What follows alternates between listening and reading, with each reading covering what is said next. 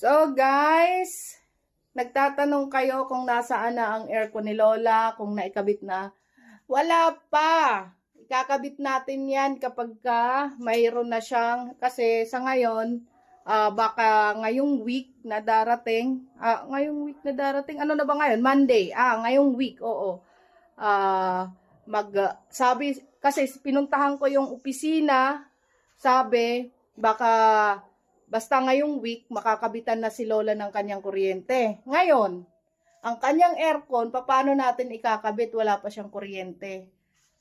So, antay muna tayo, magkaroon siya ng kuryente para maikabit natin ang kanyang aircon. At isa pa doon, hindi naman ako makakapag-install ng kanyang aircon at hindi ko naman alam yung mga ganyang bagay. So, magtatawag tayo ng electrician para mag-install ng kanyang aircon at maikabit na sa kanya.